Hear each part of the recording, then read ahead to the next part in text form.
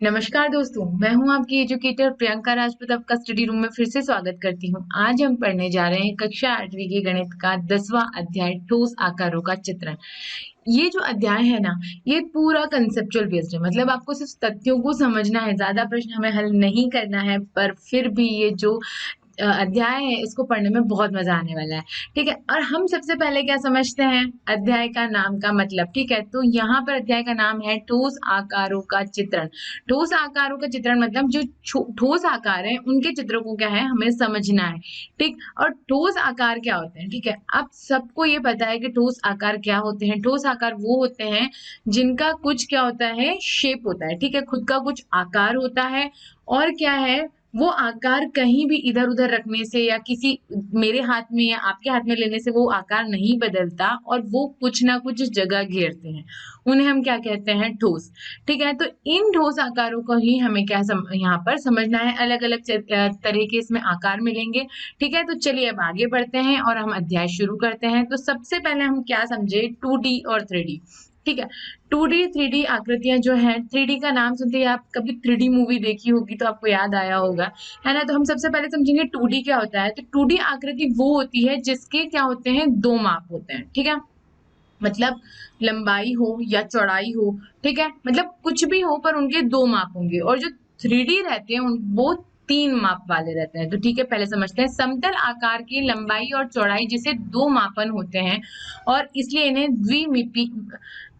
द्विविमीय आकार कहते हैं। मतलब 2 डायमेंशनल, हम शॉर्ट फॉर्म में इसको कहते हैं 2D। ठीक है, संक्षेप में हम इसको 2D आकृति कहते हैं। तो द्विविमीय जो आकृतियां हैं, उनको संक्षेप में हम दो 2D आकृतियां भी कहा जा सकता है। ठीक है, अब इसमें क्या होती है, दो चीजें होती हैं, लंबाई और चौड़ाई। मापन क्या होते हैं, दो।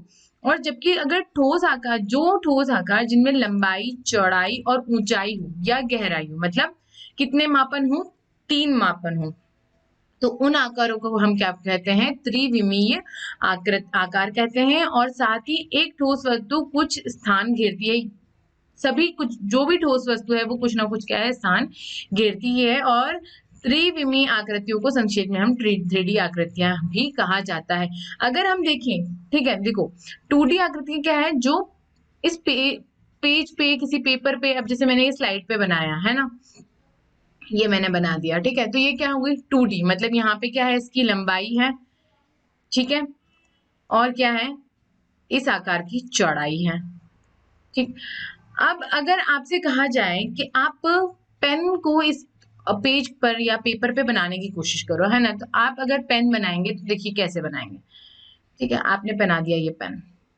पेन हो या पेंसिल हो, कुछ भी आपसे बनाने बोला जाए तो देखो इस तरीके से बनाएंगे, है ना।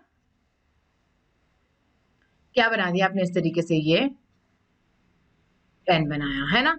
ठीक है, तो अब क्या हुआ, इसमें देखो आप, आकार अलग है पर क्या है, लंबाई है, और इसकी कुछ ना कुछ क्या है, चौड़ाई है। ठीक, आई बात समझ में। पर वहीं अपन इसको देखें, पेन को हाथ में, तो इसमें देखो, इसमें लंबाई है। ठीक है, अगर हम ऐसे देखें तो ये लंबाई, ये इसकी क्या है, चौड़ ये वाली इसकी क्या हो गई, चौड़ाई। और यहाँ पे देखो, ये वाली जो है, ठीक है, ये तो हुई लंबाई, है ना। इधर से देखो तो ये क्या हो गई, चौड़ाई। ठीक है, और इस वाली जगह को आप देखेंगे, इधर जो सीधी लाइन जाएगी वो तो होगी चौड़ाई, और ये जो है ये क्या है, इसकी ऊंचाई। ठीक है, मतलब अगर पेन अगर हम इस पेपर पे बनाने की कोशिश कर रहे हैं तो 2 डायमेंशनल स्ट्रक्चर मिलेगा हमें। ठीक है, मतलब 2D आकृति मिलेगी। पर वहीं पर अगर हमने हाथ में इस तरीके से लिया, मतलब जो पेपर से उठा हुआ जो हमें आकार मिल रहा है वो क्या है, 3D। और जो पेपर पर बना हुआ हम देख रहे हैं वो क्या है, 2D। ठीक, आई बात समझ में, है ना। पेन को अगर आप इस तरीके से बनाने भी बोले तो उसमें क्या होता है कि वो स्ट्रक्चर क्या होता है, चेंज हो जाता है ना। तो जो हमें उठा हुआ यहाँ मिल रहा है, ठीक है। तो अब देखो, अगर आपने कभी 3D मूवी देखी होगी तो आपको एक चश्मा लगाने देते हैं वहां पे, है ना। पर आपको ऐसा लगता है कि जो भी चीज है, जैसे अगर उसमें कोई ऐसा सीन आए जिसमें आप पर बंदूक चलाई जा रही हो, तो ऐसा लगता है यार वो बंदूक, मतलब वो मूवी में हो रहा है, पर ऐसा लगता है जैसे वो आपके ऊपर आ रही है। मतलब क्या होता है कि कोई भी चीज जहां पे उसकी तीन, देखो यहाँ पर अगर ये दो एक्सिस अगर मान ले, हम दो अक्ष मान ले इसके, एक्स और वाई, तो ये हो जाता है 2 डायमेंशनल। और अगर ये, ठीक है, मतलब जिसके तीन अक्ष हो जाए, ठीक, एक्स वाई और जेड, तो वो क्या होंगे, 3 डायमेंशनल स्ट्रक्चर होंगे। ठीक, आई बात समझ में, है ना। चलिए, इतना समझ आया। 2 डायमेंशनल क्या होंगे, जिसकी लंबाई होगी और चौड़ाई होगी, सिर्फ 2 माप होंगे। और 3D वो होंगे जिनके 3 माप होंगे। ठीक है, 3D स्ट्रक्चर भी हम पेपर पे बनाने की कोशिश करेंगे। ठीक है, और 2D तो हम बना ही लेते हैं, है ना। चलिए अब आगे बढ़ते हैं। ठीक, 2D और 3D आकृति हमें समझनी है। ठीक है, तो कौन कौन सी होती है, देखो इसमें क्या है, लंबाई है। ठीक है, ये लंबाई है और ये इसकी चौड़ाई है। ठीक है, तो ये क्या है, वर्ग है ना। लंबाई और चौड़ाई वैसे इसकी बराबर ही होती है वर्ग की, पर फिर भी अगर हम किसी आकार के हिसाब से देखें तो ये इसकी लंबाई हो गई, ये इसकी चौड़ाई हो गई, तो ये क्या हो गया, 2D आकृति हो गई। ठीक है, आए बात समझे। अब इसको देखो आप, ये जो शंकु है, ठीक है, इसको अगर आप इस कोण को देखेंगे तो आपको देखो क्या दिखेगा, इसकी लंबाई, ये यहां से यहां तक इसकी क्या है, ये लंबाई हो जाएगी। ठीक है, उसके बाद देखो आप, तो क्या हो जाएगी, ये इसकी हो जाएगी चौड़ाई।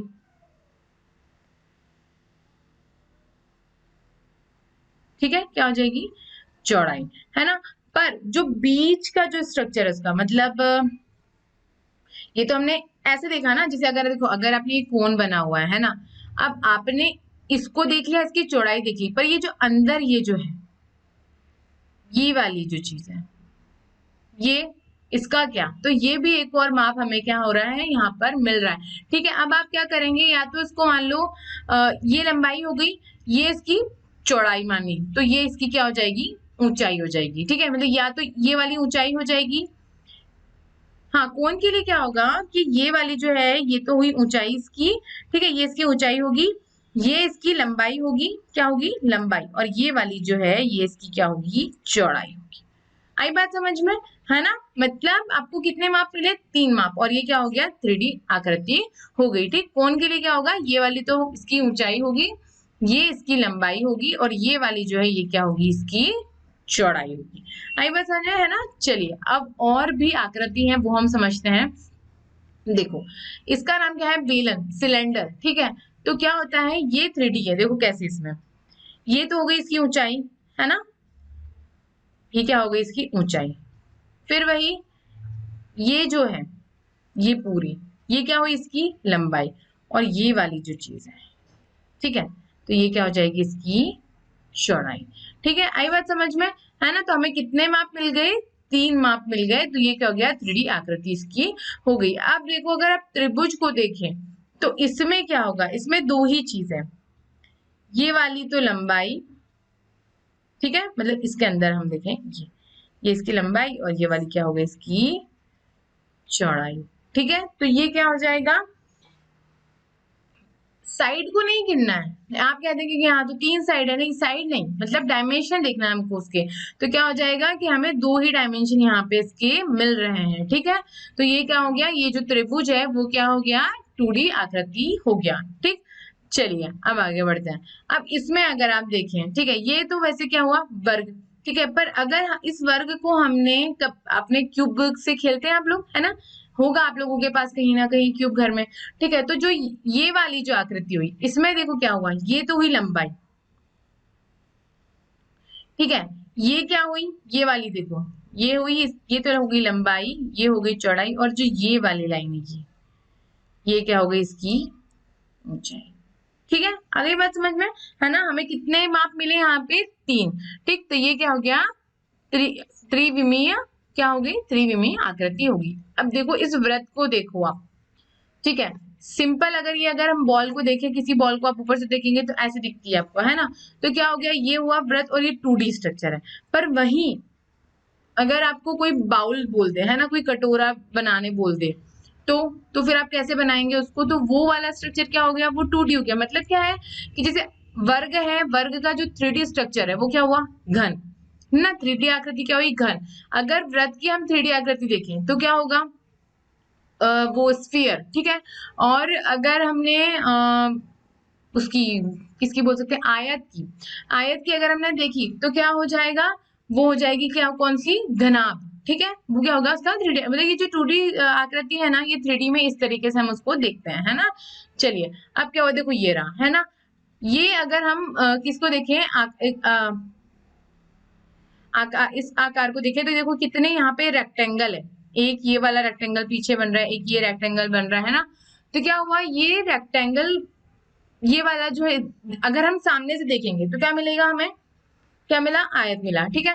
पर अगर इस पूरे स्ट्रक्चर को हम देख रहे हैं तो हमें क्या मिल रही है, घनाभ देखने मिल रहा है इसमें। और इसमें भी तीन ही आपको क्या मिल रही है, तीन इसकी क्या मिल रही है, हमें माप मिल रहे हैं। ये लंबाई, ठीक है, ये हो गई चौड़ाई, और ऊंचाई कहाँ है बताइए, बिल्कुल सही, ये है इसकी ऊंचाई। ठीक, अब देखो जो मैं कह रही थी आपसे कि वो जो गोले वाली बात हो रही थी, कि जो मैं स्फीयर की बात कर रही थी जो गोला है, तो देखो 3D आकृति ये है।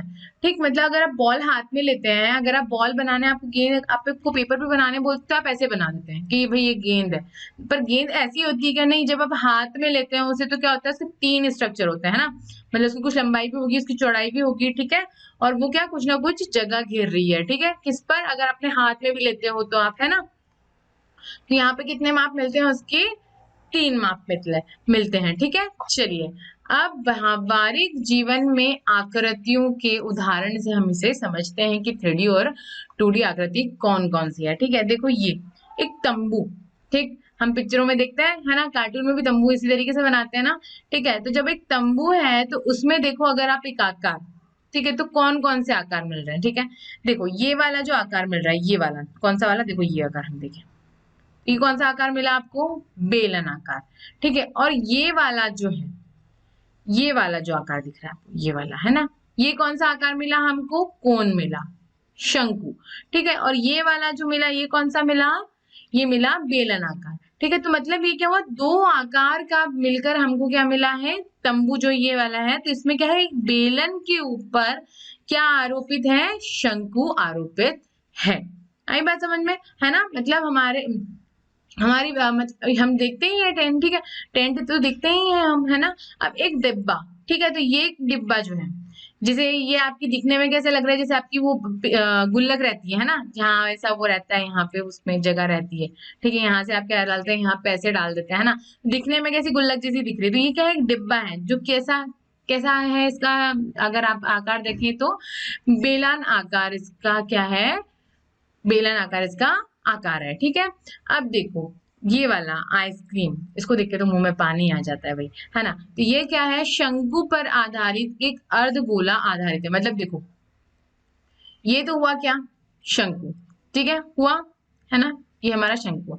अब इस पे जो ये है वो स्कूप से आपको जो आइसक्रीम है वो स्कूप से उसमें डालते हैं ना, तो वो जो स्कूप होता है देखो वो कैसा बना, ये ऐसा, है ना। तो क्या होता है, ये इस पे जाकर ये पूरा गोला थोड़ा अंदर चला जाता है, और ये क्या आ जाता है, अर्धगोला हमें क्या मिलता है, इस शंकु पर मिलता है। तो मतलब इस कोन के ऊपर जो अर्धगोला आरोपित हुआ, तो ये भी क्या मिला हमें, एक आइसक्रीम मिली। मतलब आप, है ना, अपने आसपास की चीजों को देख कर समझने की कोशिश करो कि ये क्या है। अच्छा, अगर पेन की बोलूं तो ये क्या है, बेलनाकार है, ठीक है। अब अगर इसको देखें, ठीक है, अगर फोन को देखें हम, ठीक, तो फोन को देखें तो फोन क्या होता है, फोन दिखने में हमें कैसा दिखेगा, सामने से देखो, फोन सामने से कैसा दिख रहा है कि आयत है, ठीक है, पर इसकी क्या है, कुछ ना कुछ क्या है, यहाँ पर हाइट है। तो ये क्या हो गया, ये 3D आकृति हुई, और मिलेगा क्या हमें, घना, ठीक है। और अगर हम देखें, अगर आप इसको देखें, है ना, अब ये देखो, ये है, आपको दिखने से सामने से कैसा लग रहा है कि भाई एक डब्बा है ना, पर डब्बे में देखो किस तरीके की आकृति हमें मिल रही है, ये एक घनाभ के रूप में हमें दिख रहा है ना। मतलब ऐसे आप आसपास की कितनी ही चीजें हैं उन्हें आप देख सकते हो, है ना। अब देखो इसको अगर आप देखेंगे, ठीक है, अब ये जैसे पेन होल्डर है ना, तो देखो ये क्या हुआ, यहाँ पे क्या हो गया, ये कैसा शेप दिख रहा है आपको, ये क्या दिख रहा है हमें, बेलन आकार दिख रहा है ना, सिलेंड्रिकल शेप दिख रहा है इसका, ठीक है। आई बात समझ, मतलब आप ऐसा क्या कर सकते हैं, आप ऐसे आसपास की और बहुत सारी चीजें लेकर देख सकते हैं कि कौन किसका क्या आकार मिल रहा है। तो उससे क्या हमें जो हम जब भी कोई अध्याय पढ़ते हैं ना, अगर इस तरीके का हो तो हमें आसपास की चीजों को लेकर देखना चाहिए कि अच्छा कौन सा हमें कैसा आकार मिल रहा है ना। तो ये क्या करेंगे, आप आसपास की चीजों को देखिए और उसमें समझने की कोशिश कीजिए कि अच्छा यहाँ पर ये आकार मिल रहा है, यहाँ पर ये आकार मिल रहा है ना। तो इससे क्या ये जो मतलब आपको आकृति है ये सब आपको अच्छे से समझ आ जाएगी, ठीक है। अब अगर देखो, अच्छा देखो फोटो फ्रेम, है ना, अब देखने में फोटो फ्रेम क्या दिख रहा है, आयताकार दिख रहा है ना। पर फोटो फ्रेम जब होती है क्या पूरी ऐसी पूरी फ्लैट ही होती है क्या? नहीं, उसकी कुछ ना कुछ चौड़ाई जरूर होती है ना। मतलब क्या होता है कि यहाँ पर हम अगर देखें, ठीक है, तो यहाँ पर क्या होता है कि यहाँ पर उसकी कुछ ना कुछ क्या होती है, चौड़ाई होती है।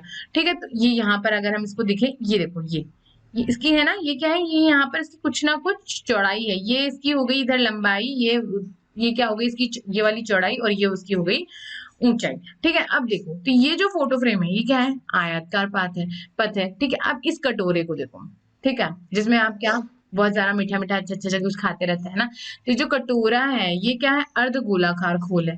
ठीक है, मतलब अगर आप गोला पूरा देखें तो उसका अगर आपने आधा कर दिया तो आपको कौन सा मिलेगा आकार, अर्ध गोलाकार मिलेगा। ठीक है, अब देखा आपने स्तंभ, अब देखो इस स्तंभ पर देखो तो ये हमें आकार कैसे दिख रहा है, बेलनाकार दिख रहा है।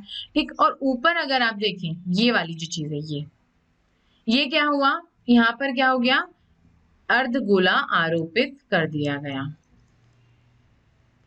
अगर ये स्तंभ इस तरीके से होता, ठीक है, ऐसा अगर इसका होता, ठीक है, तो हम क्या, ये क्या हो जाता है फिर इस पे शंकु आरोपित हो जाता, पर वो शंकु नहीं है, वो इस तरीके से, उसका क्या है, आकृति क्या है, इस तरीके से है, इस किस पे, इस गुंबज पे।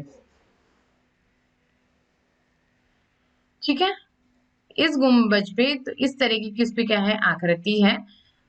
तो ये क्या हो जाएगा, ये क्या हो गया, अर्धगोला हो गया, और ये क्या होगा, ये अर्धगोलाकार हो गया, और ये हो गया बेलनाकार। ठीक है, तो मतलब आप क्या इन आकृतियों को अगर आसपास के हिसाब से देखेंगे ना, तो आपको इसकी जो आकार है वो सबके अच्छे से समझ आ जाएंगे। ठीक है, चलिए अब क्या है, और हम समझते हैं निम्नलिखित चित्रों का उनके आकार से मिलान कीजिए। ठीक है, तो देखो यहाँ पर लिखा हुआ है, पर आप देखेंगे सिर्फ चित्र और पहले सोचिए कि यार इसमें क्या, इसमें कौन सा आकार निकल रहा है। ठीक है, देखो एक कृषि योग्य खेत है।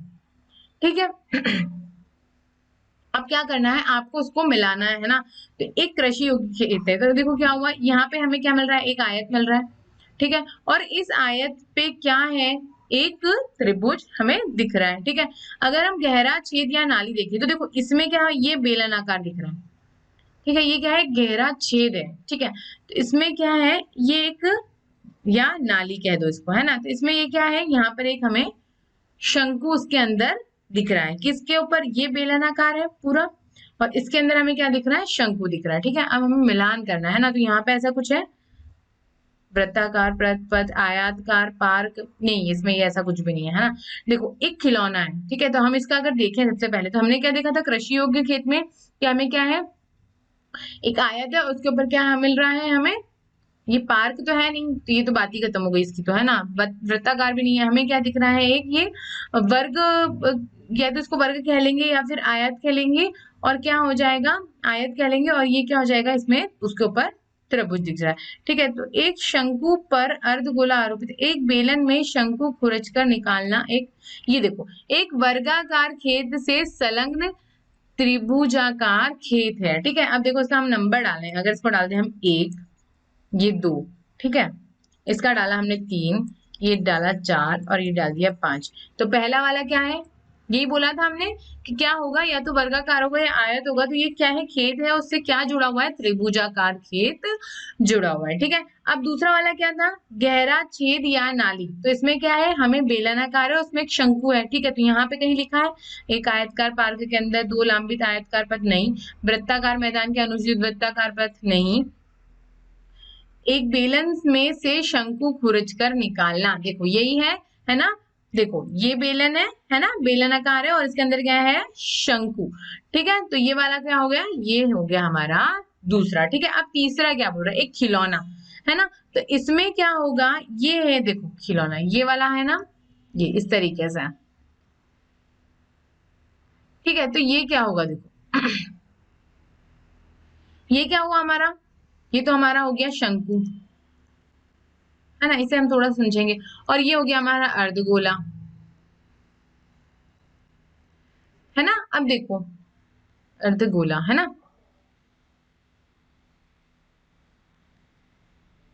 अर्धगोला, है ना। तो देखो कहीं है, अच्छा हाँ ये रहा, एक शंकु पर आरोपित अर्धगोला कौन सा है, ये खिलौना, ये हो गया तीसरा। अब देखो एक वृत्ताकार पार्क है, ठीक है, ये एक पार्क है जो कैसा है, वृत्ताकार का है। ठीक, तो देखो क्या होगा, यहाँ पे तो हमने सारे मिलान कर लिए। देखो एक वृत्ताकार मैदान के अनुदिश वृत्ताकार पथ है, मतलब ये वाला ही है, कौन सा वाला, ये देखो ये एक वृत्ताकार पार्क है, और ये वाली जो चीज दिख रही है ना आपको, ये इस तरीके से बना हुआ है। ठीक, वो थोड़ा छोटा सा है तो आपको ऐसे समझ ना आए तो चलो सॉरी, ये वाला नहीं, यहाँ बनाते हैं। ठीक है, तो मतलब क्या हुआ, ये वृत्ताकार, ये वाला क्या हो गई, ये तो हो गया पार्क। ठीक है, और इसके आसपास ये क्या हो गया, इसका ये पथ है, मतलब उसका एक वृत्ताकारी उस पे एक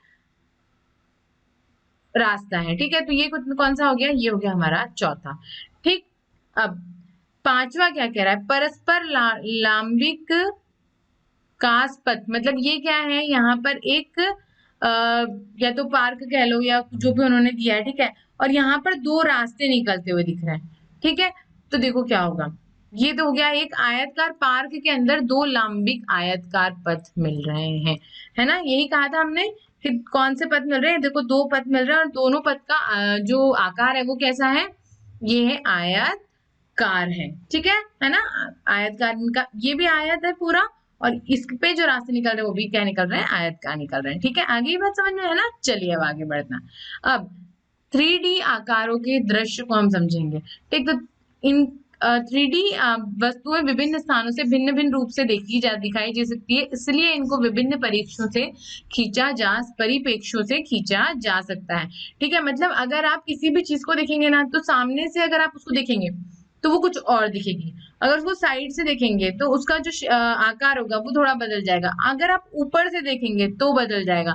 तो हम क्या करते हैं, उसको उदाहरण के तौर पे समझते हैं कि अगर एक दी हुई झोपड़ी को निम्नलिखित दृश्य से हम देख सकते हैं। देखो कैसे, आपने इसको देखा है ना, तो देखो सामने से अगर आप देखोगे तो झोपड़ी कैसे दिखेगी, ऐसी। ठीक है, वहीं हमने अगर इसको साइड में से देखा, ठीक है, पार्श्व दृश्य किया लिया उसका, तो देखो ये कैसा मिला, हमें साइड में से ऐसी मिलेगी। ठीक, और अगर हमने ऊपर से देखा, कहाँ से देखा हमने, पार्श्व दृश्य से ऐसे दिखी, और ऊपर से अगर हम देख रहे हैं तो कैसी दिखेगी, देखो ऐसे दिखेगी। अब देखो अलग अलग तरीके की यहाँ पे क्या हमें दिख रहे हैं, आकार दिख रहे हैं, दिखेंगे अगर हम, तो देखो ये क्या मिल रहा है, यहाँ पर हमें एक हिसाब से ये दिख रहा है वर्ग। ठीक है, ये हमें क्या मिला, वर्ग मिल गया है ना। और यहाँ क्या मिल रहा है हमें, त्रिभुज। यहाँ पर अगर वैसे इसको समझना नहीं, पर हाँ देखो हम आकार को यहाँ समझने की कोशिश कर, यहाँ देखो आप, यहाँ पे दिख रहा है आयत, है ना, अलग आकार दिख रहा है। और यहाँ देखो तो यहाँ भी हमें क्या दिख रहा है, ये एक तरीके का रोम्बस जैसा दिख रहा है ना, सम चतुर्भुज जैसा दिख रहा है। ठीक है, अब अगर इधर देखो आप, तो कैसा लग रहा है, जैसे ऐसे वो पेपर के ऊपर हम ऐसे रखते हैं ना, दो पेपर को ले लेते हैं और ऐसे हम उसको जमा देते हैं, तो कैसे लगते हैं वो, है ना।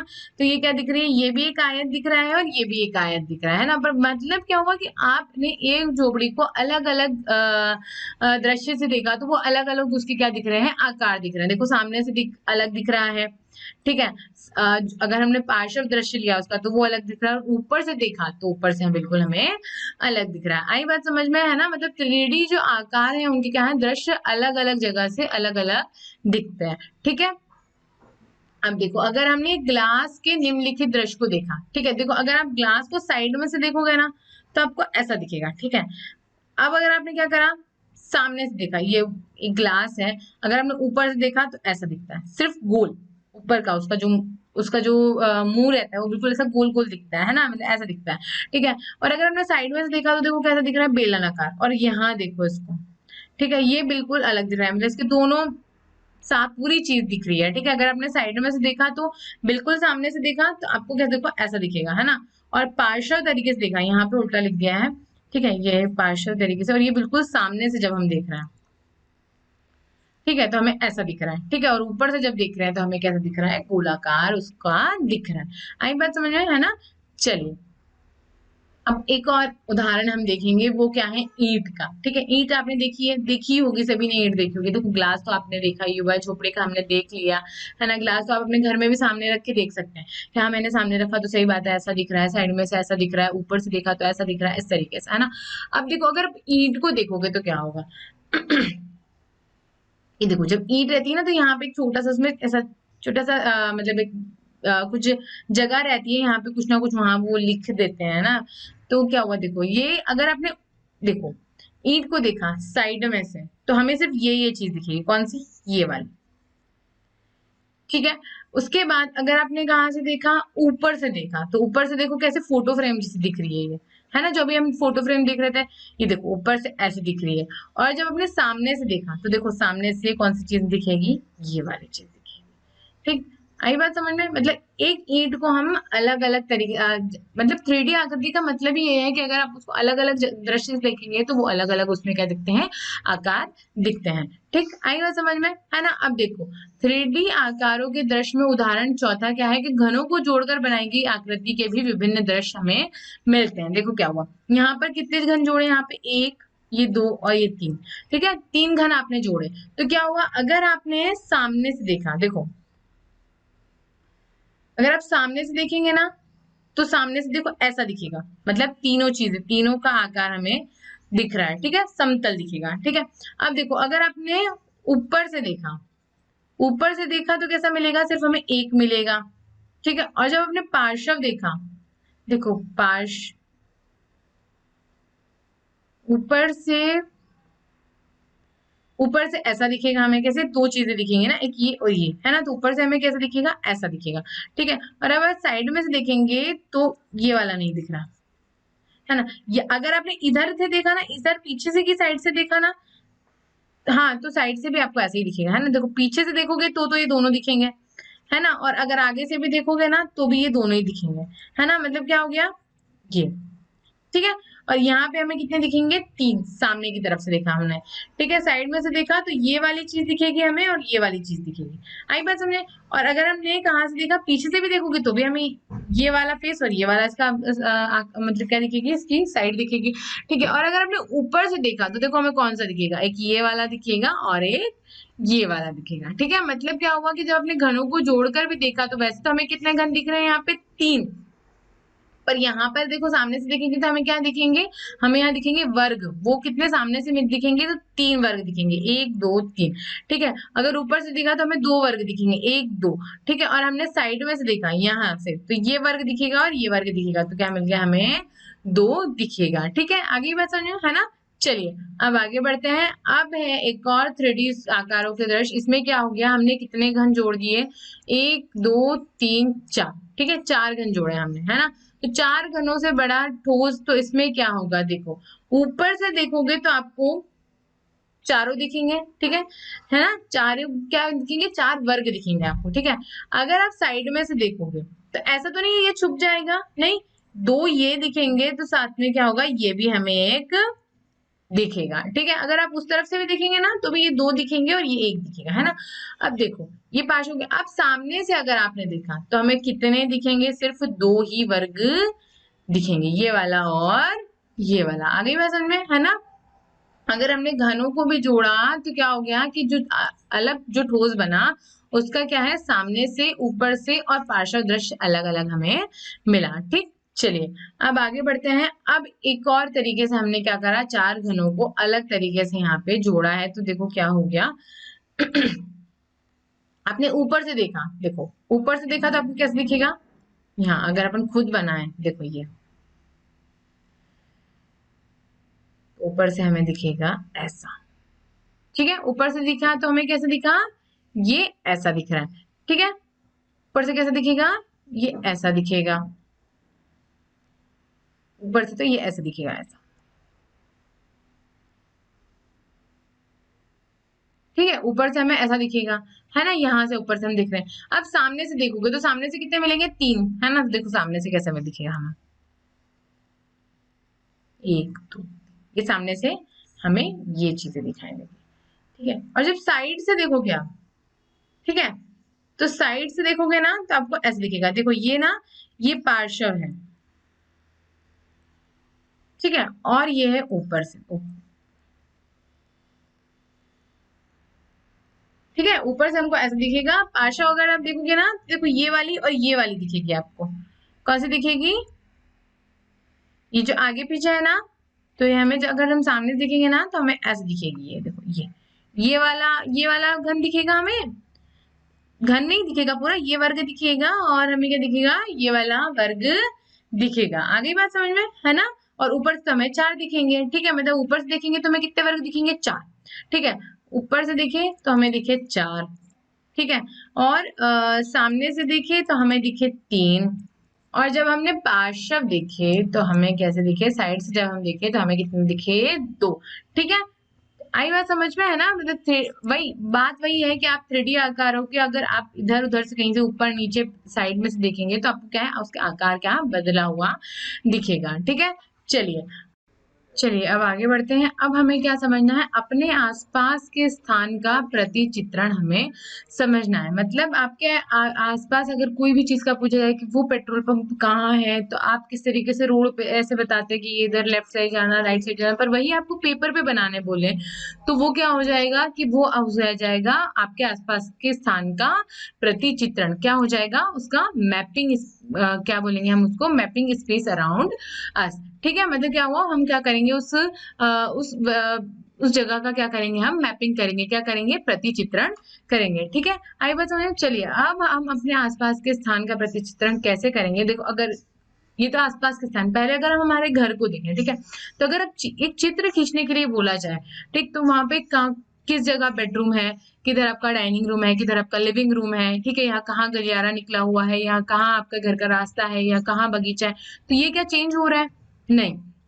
ये कोई भी अगर इसका चित्र बनाए तो वो इसी इसी तरीके से क्या बनाएगा, चित्र बनाएगा। मतलब एक चित्र खींचने के लिए परिप्रेक्ष्य अति महत्वपूर्ण है, परंतु यह मानचित्र के लिए अनुकूल नहीं है। ये तो सिर्फ एक घर का क्या हुआ, एक चित्र हुआ, और मानचित्र क्या हो गया, मानचित्र एक अलग चीज होगी। मतलब मैप की बात अगर हम करें तो वो क्या हो गया, अलग हो गया, ठीक है।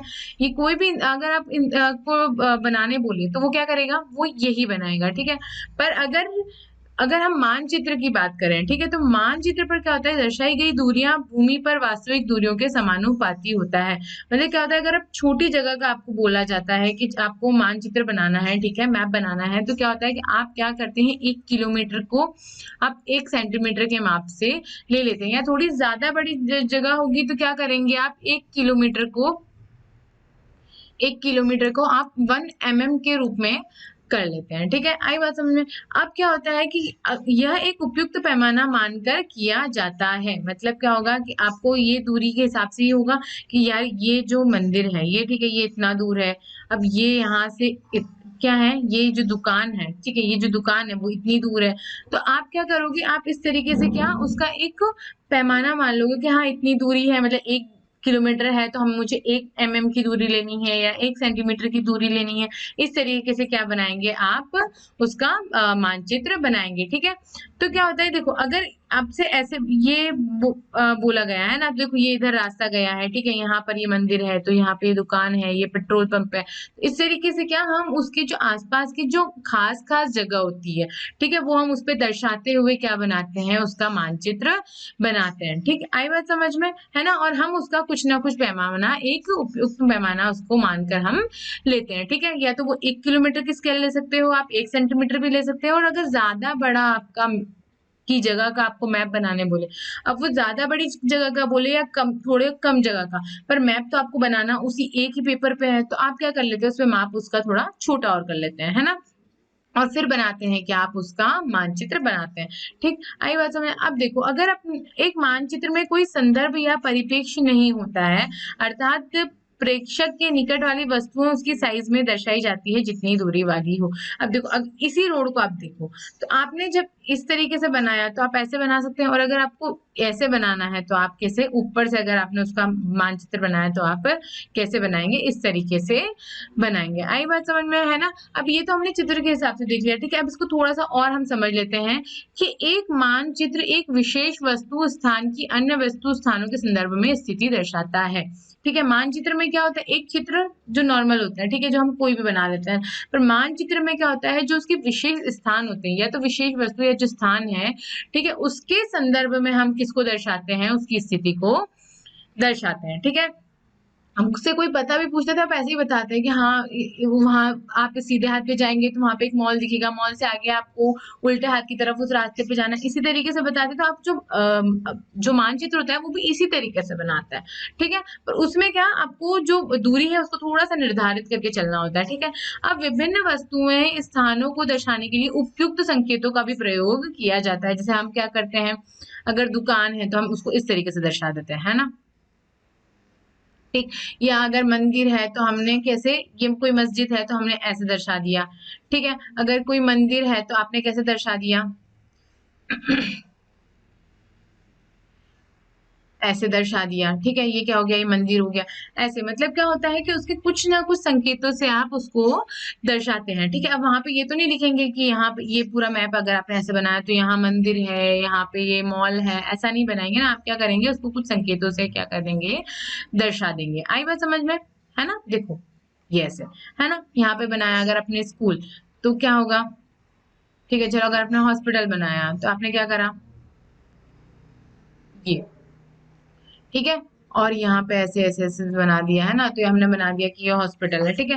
तो क्या करते हैं हम, उपयुक्त संकेतों का उपयोग करते हैं, ठीक है, किसमें, मानचित्र बनाने में, ठीक। और क्या करते हैं, जब मानचित्रों को विभिन्न पैमानों के अनुसार खींचा जाता है तो मानचित्रों में दूरियां बदल जाती है। बिल्कुल अलग अलग मानचित्र होंगे तो मतलब अगर एक ही मानचित्र, उसके लिए पैमाने अलग अलग हो सकते हैं, है ना। मतलब उसकी दूरी के हिसाब से, बड़ा वाला मानचित्र होगा तो मतलब बड़ी दूरी के हिसाब से अगर आपको बनाने बोला जाए तो वो अलग बनेगा, छोटी दूरी के लिए थोड़ा अलग बनेगा। मतलब अगर आपको, अर्थात दिल्ली के मानचित्र से 1 सेंटीमीटर से स्थान भारत का मानचित्र की दूरियों की तुलना में बहुत छोटी दूरी हो जाती है, निरूपित करेगा। क्योंकि अभी क्या करना है, हमको बनाना उसी पेपर पे, ठीक है। आपको भारत का नक्शा भी बनाने बोलेंगे तो उसी पेपर पे, वहीं आपको अगर आपके सिटी की कोई जगह का नक्शा बनाने बोलेंगे तो भी आप उसी पेपर पे बनाएंगे। तो क्या हो जाएगा कि उसमें क्या होगी, दूरियां जो होगी वो थोड़ी छोटी हो जाएगी। मतलब स्थान जितना बड़ा होगा, जो मानचित्र है उसकी जो साइज होगी वो उतनी ही छोटी होगी। आई बात समझ में, मतलब उतनी ही अधिक दूरी 1 सेंटीमीटर द्वारा निरूपित होगी, ठीक है। मतलब आपको 1 सेंटीमीटर में ही दिल्ली से आपको जम्मू तक की दूरी बताना होगी, है ना। तो इस तरीके से ये मतलब समझ में आई कि तो कितना डिफरेंस है उसमें, कितना अंतर है, पर फिर भी हमें क्या करना है, उसको छोटी दूरी में ही दर्शाना है, ठीक। तो प्रत्येक मानचित्र में एक पैमाना संबंध होता है और जो विशेष मानचित्र के लिए स्थिर होता है। मतलब जो एक विशेष है, तो मतलब जैसे अगर आप भारत का नक्शा है तो उसके लिए एक अलग पैमाना है, ठीक है। आपके किसी शहर का है तो उसके लिए अलग है, और शहर में भी किसी छोटी जगह के आपको उस छावनी का बताना है, जैसे हर जगह छावनी होती है, ठीक है। वो छावनी का बताना है तो वो और थोड़ा सा मतलब उसके हिसाब से क्या हो जाएगा, उस उसका साइज, मतलब अगर हम भारत को एक ही पेपर पे देखें और वहीं हम एक शहर की छावनी को देखें तो वो तो बड़ी हुई ना, ठीक है। तो ये जो वास्तविक दूरियों के कागज पर समानुपाती रूप से छोटा कम कर देता है, ठीक है। मतलब जितना बड़ा, वो बात है ना, ये बिल्कुल सही कि जितना बड़ा आपका क्या होगा, आपका वो स्थान होगा, उतना ही खींचे गए मानचित्र पर उसका जो साइज होगा वो उतना ही छोटा होता जाएगा, ठीक। आई बात समझ में, मतलब अगर आपको छावनी बनाने बोले एक मानचित्र से, ठीक है, छावनी से अगर आप चले गए शहर पे, ठीक है, शहर से चले गए आपको किसी राज्य का बनाना है, ठीक है।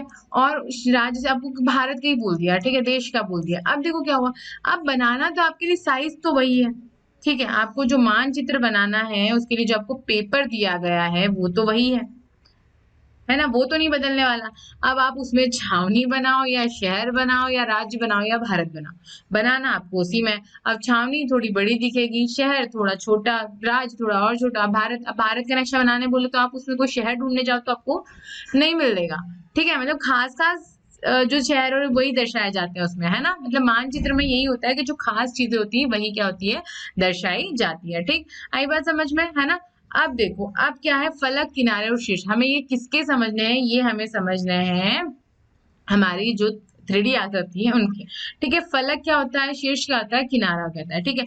अगर हम ये आकृति देखें, ठीक है, अगर हम खुद बनाए ऐसे, हमने बनाई, ठीक है, तो ये तो क्या हो गया, ये हो गया हमारा वर्ग, ठीक है। पर वर्ग को, ये हो गया 2D, और अगर हमने इसको 3D के हिसाब से बनाया है तो देखो कैसे बनेगा, ये हो गया हमारी 3D आकृति हो गई, ठीक है। वर्ग में देखो तो कितने साइड होती है उसकी, 4, ठीक है। पर अब यहाँ पे, और किनारे कितने होते हैं हमारे, किनारे भी हमारे कितने होते हैं, किनारे हमारे होते हैं ये जो साइड आसपास जो दो साइडों को जोड़ते हैं, ठीक है, वो कहलाते हैं किनारे। ठीक है, तो ये क्या होता है, देखो ये इसके किनारे हुए, ठीक है, मतलब जो साइड है उनको किनारा बोला जाता है। ये वाली जो दो साइडों के बीच का जो जुड़ रहा है इसको क्या बोलते हैं हम, शीर्ष। ठीक है, और ये जो पूरा एक समतल कागज पे जो हम देख रहे हैं, एक सपाट सतह जो बोल रहे हैं, जिसको आप बिल्कुल चपटा वाला जो होता है, वो क्या हुई है, हमें ये जो फेस मिली है यहाँ पे क्या मिली है, एक। ठीक है, ये किसकी बात हो रही है, ये तो हम बता रहे हैं हम 2D की बात, पर वहीं हम 3D की बात करें तो देखो क्या होगा। देखो आप सबसे पहले देखो तो उसके आप जो फलक है, जिसको हमने सपाट सतह जो है उसको हमने फलक बोला है, तो वो कितने हुए, देखो फलक कितने हुए, ये वाला जो है, ठीक है, ये वाली लाइन बनाना भूल गई मैं, देखो ये वाला जो है, ये आगे वाला एक फलक ये हुआ, एक फलक ये हुआ, दो, ये तीन, और ये वाली दिख रही है आपको चार, और ये हुआ पांच, और ये ऊपर का कितना हुआ, ये जो पीछे का है ये 6। देखो अब हम इससे समझने की कोशिश करते हैं। ठीक है, ये क्या है, ये एक अडेप्टर है ना, इसको आप इसको मत समझना। ठीक है, तो क्या हुआ, इसमें कितने फलक हुए है ना, मतलब घन हो या घनाभ हो, ठीक है, घनाभ है ना, इनके जो फलक होंगे, शीर्ष होंगे और जो किनारा होंगे वो क्या बराबर ही होंगे। क्यों, क्योंकि सिर्फ क्या होता है, सिर्फ साइज का थोड़ा सा डिफरेंस आता है ना, बाकी कुछ उसमें अंतर है नहीं। देखो कितने फलक हुए, फलक मतलब सपाट सतह, देखो क्या हुआ, एक सपाट सतह ये मिल गई, एक ये मिल गई, कितनी हो गई, दो। ठीक है, एक ये मिल गई, तीन, एक कौन सी मिल गई, ये चार। ठीक है, उसके बाद देखो ये वाली पांच, और देखो ये वाले कितने फलक मिले, 6। आई बात समझ में, मतलब वो आकार का वो सपाट सतह क्या कहलाता है, फलक कहलाता है। तो कितने फलक हुए हमारे, 6। ठीक है, अगर हम शीर्ष की बात करें तो शीर्ष क्या होता है, जो दो रेखाखंडों को जोड़ता है। ठीक है, अब देखो यहाँ पे जो 2D आकृति थी ना, वहां पे दो रेखाखंडों को जोड़ा था, अब ये क्या दो नहीं, यहाँ तीन जोड़ रहा है, देखो एक, ये दो और ये तीन, ये क्या होते हैं, शीर्ष होते हैं। देखो पिछले अध्याय में भी हमने पढ़ा हुआ है। ठीक है, शीर्ष आपके लिए कुछ नया नहीं है ना, आपको याद होगा, है ना।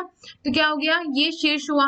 ठीक है, अब देखो इसको देखो, तो यहाँ पे ये वाला शीर्ष हुआ, ये शीर्ष हुआ, ये शीर्ष हुआ, ये शीर्ष हुआ, ये हुआ और ये हुआ। कितने शीर्ष हो गए हमारे पास, 1 2 3 4 5 6 7 और एक और ये रह गया 8।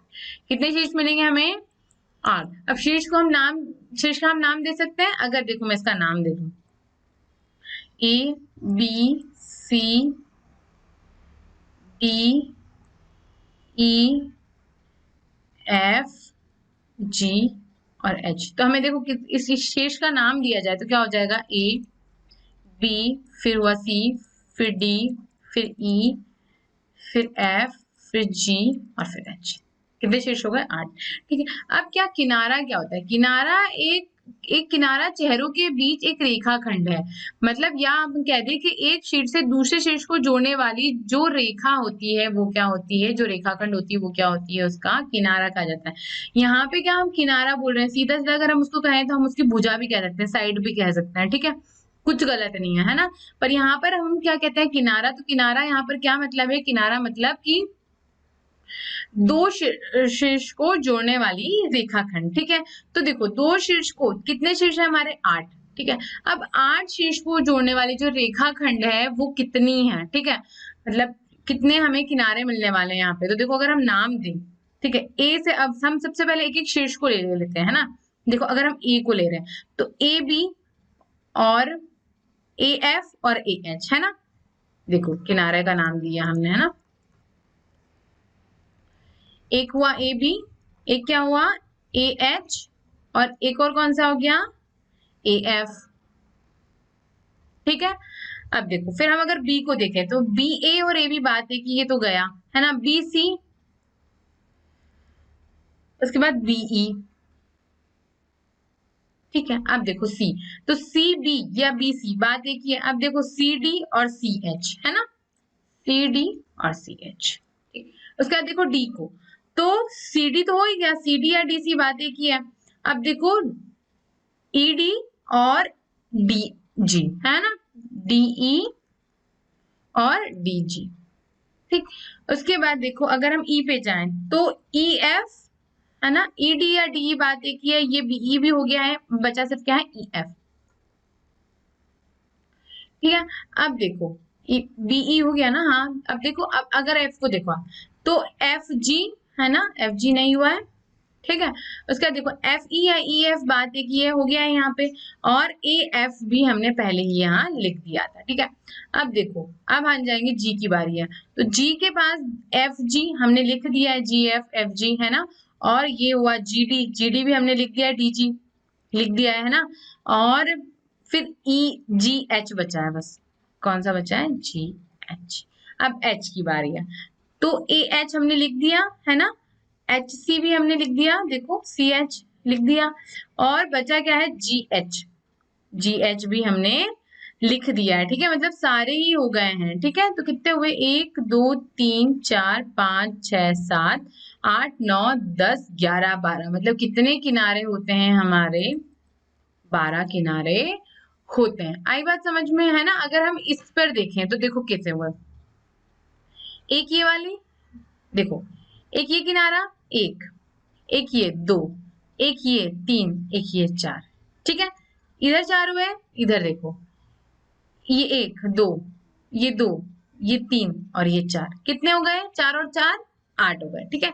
अब देखो, इधर देखो आप, तो ये वाला जो है, ये वाला हमने पहले ही गिन लिया था, ये वाला हमने गिन लिया था, ये बचा था, देखो एक ये और एक ये, कितने हो गए? 2, 8 और 2 10। अब पीछे देखो आप, ये वाला हमने गिन लिया था, ये वाला भी हमने गिन लिया था, अब देखो ये बचा और ये बचा, कितने हो गए? ये हुए 2, तो 10 और 2 कितने हुए? 12। मतलब हमें कितने किनारे मिलते हैं? 12 किनारे मिलते हैं घन में, शीर्ष मिलते हैं हमें 8, और जो फलक है वो हमें क्या मिलती है? 6, ठीक है। घन और घनाभ दोनों के लिए बराबर ही होता है, मैंने आपको घनाभ के हिसाब से समझाया, ये घन नहीं है ना, ये घनाभ है, ठीक है। मतलब इसकी जो लंबाई और जो चौड़ाई है उसका में अंतर है, ठीक है। आई बात समझ में? चलिए अब आगे बढ़ते हैं।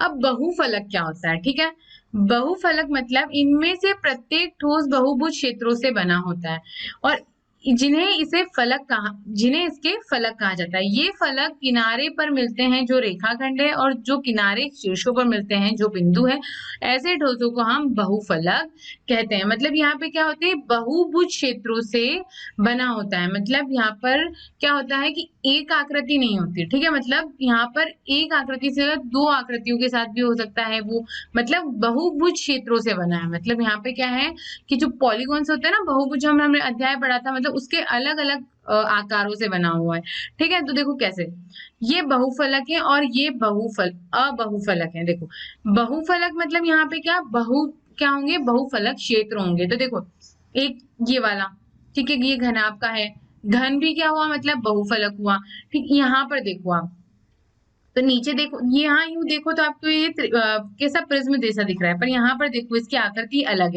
है ना।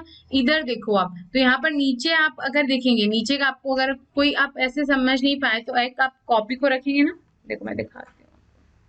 जैसे आपने ये कॉपी को लिया है ना, देखो अगर आप उसको ऐसे रख दें और आप सिर्फ इसको क्या समझने की कोशिश करें, तो क्या यहाँ पर क्या है? एक सतह है ना, यहाँ पर एक सतह है। तो देखो ये त्रिभुजाकार इधर बन रहा है, ठीक है। यहाँ पर देखोगे तो आपको क्या मिल रहा है? आयताकार मिल रहा है। और नीचे देखोगे तो आपको ऐसा नीचे भी आपको आयत दिखेगा, है ना। मतलब क्या होता है कि यहाँ पे क्या है कि बहुभुज की अलग अलग आपको आकृति दिख रही है। अब देखो ये क्या है? ये अबहुफलक है, मतलब यहाँ पर सिर्फ गोला ही है। ये देखो ये बेलनाकार है, और ये क्या है? शंकु है, ठीक। आई बात समझ में? चलो अबहुफलक को हम कैसे समझेंगे? घुमावदार फलक वाले ठोस पदार्थ गैर बहुफलक कहलाते हैं। मतलब यहाँ पर क्या होना चाहिए? घुमावदार अगर आपको फलक मिला तो वो कहलाएगा अबहुफलक। और उसमें घुमावदार हमने इसमें देखे थे, कहीं से कोई भी घुमावदार दिखा था यहाँ पे आपने? देखो इसमें कोई घुमावदार था नहीं, यहाँ पे ये घुमावदार है। तो जो बहुफलक घुमावदार जिसमें क्या मिल जाए उसकी एक कोई भी फलक उसकी घुमावदार फलक हो जाए, तो वो ठोस पदार्थ कौन से होंगे? गैर बहुफलक होंगे या अबहुफलक होंगे। उन्हें ठोस के रूप में भी वर्णित किया जा सकता है जिनके पक्ष अबहुफलक है। जैसे उदाहरण देखो तो आप गोला, ठीक है, बेलन, या बेलन ये वाला, और ये शंकु, ठीक है। आई बात समझ में, है ना। चलिए अब आगे बढ़ते हैं। उत्तल बहुफलक क्या होता है? ठीक है, पहले भी हमने पिछली कक्षा में जब हमने कौन सा बहुभुज वाला जो अध्याय पढ़ा था उसमें उत्तल बहुभुज और अवतल बहुभुज पढ़ा था, है ना। तो उत्तल में क्या होता था कि जो क्या बनाए, जो अंदर की तरफ नहीं जाता था, और अवतल जो गुफा बनाता था, जो अंदर की तरफ जाती थी जो आकृति। अब देखो, उत्तल बहुफलक एक बहुफलक है जिसके सभी आंतरिक कोण 180 डिग्री से क्या होते हैं, कम होते हैं। और बहुफलक जो उत्तल होते हैं उनके बाहरी हिस्से के उनके विकिरण का कोई भाग नहीं होता, ठीक है। मतलब उसकी जो विकिरण है उसका कोई भाग बाहर नहीं जाता। और जो आंतरिक कोण होते हैं वो क्या होते हैं, 180 डिग्री से क्या होते हैं, कम होते हैं। आई बात समझ में, जो उसके कोण होंगे वो क्या होंगे, 180 डिग्री से कम होंगे, और उसकी जो विकिरण का भाग है वो बाहर नहीं जाएगा। अब देखो ये हमें उत्तल बहुफलक दिख रहे हैं। अब इसको देखो, आप देखो कुछ हिस्सा इसका अंदर की तरफ चला गया है ना, और क्या हो रहा है, जिसका विकिरण है, देखो ये विकिरण इसकी बाहरी हो गई, ठीक है। और ये जो कोण है, देखो ये कोण क्या है, 180 डिग्री से, इसमें एक क्या हो गया, क्या है, ये वाला जो विकिरण है ये देखो क्या है, ये बाहर की तरफ है। आई बात समझ। आप देखो इसका विकिरण ये वाली भी बाहर की तरफ चली गई। विकिरण क्या होती है, दो शीशों को जो मिलाती है ना, ठीक है, तो वो क्या कहलाती है, विकिरण कहलाती है, ठीक है। तो अब देखो ये भी तो मिल रहा है यहाँ, ये भी तो बाहर जा रहा है, तो ये क्या हुआ, ये उत्तल बहुफलक नहीं हुआ, ठीक है। अब देखो सम बहुफलक क्या होते हैं। एक बहुफलक तब सम बहुफलक कहलाता है जब उसके सभी फलक सर्वांग समभुजों से बने हों और प्रत्येक शीर्ष पर मिलने वाले फलकों की संख्या समान हो। मतलब क्या होगा कि ये भी इसके अंदर सम बहुभुज से ये बने होंगे। क्या चीज, सम बहुफलक फलक, जो सम बहुफलक है वो सम बहुभुजों से बने होंगे, और जो उनके शीर्ष होंगे उसमें क्या होगी, जो फलकों की संख्या होगी वो क्या होगी, समान होगी। तभी वो क्या कहलाएंगे, सम बहुफलक कहलाएंगे, ठीक है। अब देखो सम बहुफलक का हम उदाहरण से समझते हैं कि यह एक सम बहुफलक है। क्यों, क्योंकि इसमें सभी जो फलक हैं वो क्या है, सम बहुभुज और फलकों की समान संख्याओं से शीर्ष से बने हुए, मतलब फलकों की समान संख्याओं से शीर्ष बनते हैं। मतलब देखो यहाँ पे जो शीर्ष बनना है, यहाँ पे तीन साइड से ही बन रहा है।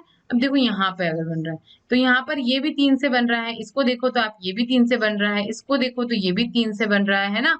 और ये वाला देखो आप, ये भी तीन से बन रहा है, ठीक है। तो ये क्या है, ये वाला जो है, ये देखो इसको देखो, ये बना हुआ गया, यहाँ पर मिलकर आ गया ये चार, तो ये समबाहुफलक हुआ क्या, नहीं। इसमें देखो नीचे देखेंगे तो हमें तीनों क्या दिख रहे हैं कि तीन तीन उससे मिल रहे हैं, पर ये वाला जब ऊपर यहाँ पर देखा आपने तो ये कितने से मिल रहा है, चार भुजाओं से मिल रहा है, भुजा कह दो या चार किनारों से मिल रहा है। तो चार किनारों से आपको शीर्ष मिल रहा है एक ही वाला, तो क्या हो गया, यह समबाहुफलक नहीं है। मतलब सभी सर्वांग सम नहीं है, परंतु शीर्ष फलकों की समान संख्याओं से नहीं बनते हैं। ए पर जो है वो तीन से बना, परंतु बी पर जो है वो चार फलक मिल रहे हैं। कितने मिल रहे हैं, चार। मतलब समबाहुफलक में क्या होगा कि जो आपको शीर्ष मिले वो भी क्या हो, उसमें समान ही क्या मिले, किनारे उसके मिले। आई बात समझ में, मतलब उसके समान। देखो यहाँ पे तीन मिल रहा है, यहाँ भी तीन मिल रहा है, यहाँ भी तीन मिल रहा है। अब दिखने में तो यहाँ भी तीन तीन मिल रहे थे, पर यहाँ पे एक जो शेष मिला वो उसमें कितने मिल गए, चार। मतलब ये क्या हुआ, समबाहुफलक नहीं हुआ। आई बात समझ में, है ना। चलिए अब हमें क्या पढ़ना है, अब हमें पढ़ना है बहुफलक परिवार के सदस्य। मतलब बहुफलक के अंदर कौन कौन से आकार आते हैं, होते हैं, वो क्या होता है उसका पूरा परिवार, और वो जो कौन कौन से होंगे वो क्या होंगे इनके सदस्य, ठीक है ना। चलिए अब क्या करना है हमें, सबसे पहले जो बहुफलक का सदस्य है उसका नाम है प्रिज्म, ठीक है। तो क्या हो रहा है, एक बहुफलक प्रिज्म होता है जब उसका आधार और जो उसका सिरा होता है वो क्या होता है, सर्वांग समबहुभुज हो। मतलब क्या हुआ, देखो इसको देखो आप, ये इसका आधार है, ठीक है। उसके बाद देखो ये वाला क्या हुआ, इसका सिरा, उसका टॉप हुआ, है ना। ये उसका बेस हुआ, ये उसका टॉप हुआ। अब क्या हुआ, ये क्या हुआ, सर्वांग समबहुभुज है। मतलब क्या हुआ कि ये वाला क्या है, ये और ये बहुभुज एक समान है ना। अब देखो इसमें क्या हुआ, तथा उनके जो अन्य फलक या पार्श्व फलक समांतर चतुर्भुज के आकार के हैं। अब देखो ये तो है ही पूरा, है ना, क्योंकि इसकी जो ये सारे कितने, ये क्या है, वर्ग के आकार पे क्या बना हुआ है ना। अब देखो इसको अगर आप देखेंगे तो अगर मैं इसको ऐसे बनाऊं, देखो तो आपको और अच्छे से समझ आ जाएगा। देखो मैंने बनाया ऐसे, है ना, ठीक है। ये क्या है, नीचे आयत है ना। अब देखो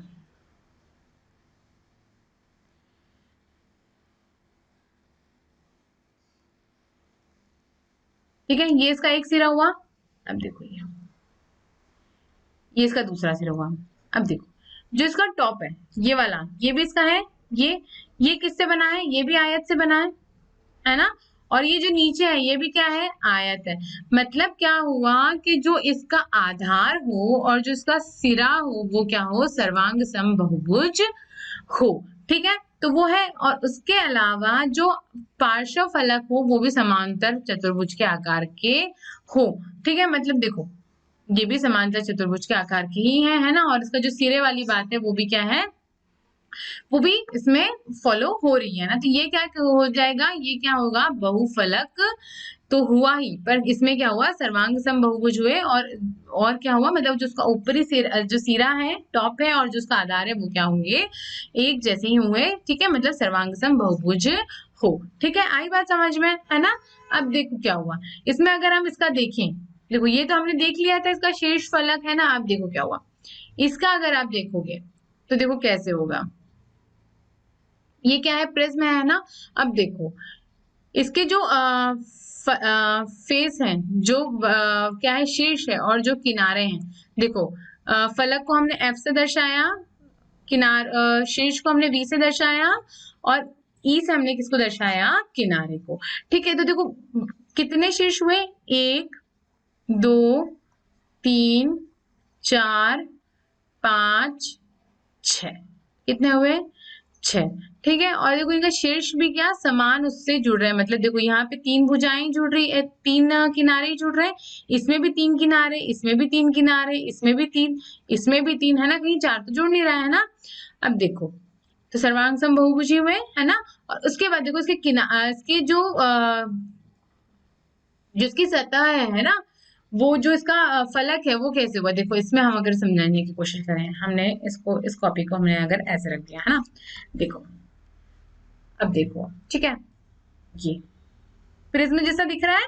बस आप इसमें ऐसा सोच लो, मान लो कि ये क्या है? जुड़ा हुआ है।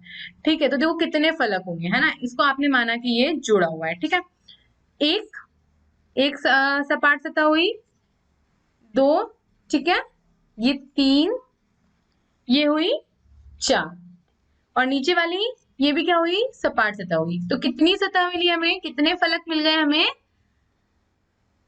5।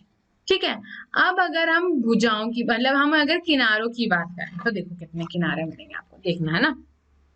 1 2 3 और ये वाली होगी 4। ठीक है, गिन लिया हमने इसको 4, है ना। अब देखो ये वाली तो गिन ली हमने, इन दोनों की कॉमन है तो ये तो 4 हो गई। उसके बाद देखो ये वाली 5, ये 6 और ये 7। ठीक है ना। कितनी हो गई? 7। अब देखो, अब आपने ये भी गिन लिया, ये भी गिन लिया, ये भी गिन लिया, ये भी गिन लिया, ये भी गिन लिया, नीचे की भी गिन ली, है ना। ये नीचे की भी गिन ली और ये नीचे की भी गिन ली। तो क्या 7 किनारे हुए? इस वाली का क्या? ये जो शीर्ष को जोड़ रही है, ये वाला जो रेखाखंड, हमने इसको माना कि ये जुड़ा हुआ है ना। तो देखो ये वाला और ये वाला शीर्ष को जोड़ रही है, तो एक लाइन ये 8, और इस वाले और इस वाले जो शीर्ष को जोड़ रही है वो वाली लाइन कौन सी हो गई? वो रेखाखंड कौन सी हो गई? 9। तो कितने मिले हमें? कितने मिल गए हमें? जो किनारे हैं वो कितने मिलाए गए? 9। और इसमें भी देखोगे तो आपको अब समझ आ जाएगा ना। देखो एक ये वाली, ये 2, ये 3, ये 4, और ये कॉमन है इन दोनों के बीच में, ये 5। ठीक है, फिर ये 6, ये 7, और ये 8 और ये 9। ठीक है, मतलब कोई भी आकार है ना, आप उसको इस तरीके से अपने आसपास की चीजों को हाथ में लेके और ऐसे देखोगे तो आपको और अच्छे से समझ में आएगा। ठीक है, चलिए अब आगे बढ़ते हैं। अब क्या है? पहला सदस्य क्या हुआ? प्रिज्म हुआ। अब दूसरा है पिरामिड। ठीक है, तो पिरामिड क्या होता है? पिरामिड वह बहुफलक है जिसका जो आधार है वो एक बहुभुज होता है, और जिसके पार्श्व फलक है वो एक शीर्ष वाले त्रिभुज होते हैं। मतलब देखो क्या हुआ, जिसका आधार है वो कोई भी बहुभुज हो सकता है। ठीक है, मतलब इधर देखो तो ये चतुर्भुज दिख रहा है ना। जिसका आधार है वो देखो चतुर्भुज दिख रहा है ना। और इसका आधार आप देखो तो क्या दिख रहा है? त्रिभुज दिख रहा है ना। मतलब क्या हो? बहुभुज हो। जिसका आधार क्या हो? बहुभुज हो, और जिसके पार्श्व फलक हो वो एक शीर्ष वाले त्रिभुज हो। मतलब पार्श्व फलक वाले मतलब जिसके साइड फेसेस हो, जो साइड वाले हों, वो क्या होंगे, सारे के सारे ही क्या होंगे, त्रिभुज फलक वाले होंगे, मतलब क्या होंगे, त्रिभुज होंगे। ठीक है, और जिनका शीर्ष देखो, ये सारे त्रिभुज इस शीर्ष पे आकर मिल जाएंगे। ठीक है, अब देखो ये समबाहु फलक नहीं है, क्यों, क्योंकि देखो यहाँ पर तो ये 3 किनारों से मिल रहा है, ये भी 3 किनारों से मिल रहा है, ये भी 3 से मिल रहा है, ये भी 3 से मिल रहा है, पर इस वाले किनारे को अगर आप देखोगे तो ये 1 2 3 और वो पीछे वाला जो है 4 किनारों से मिल रहा है।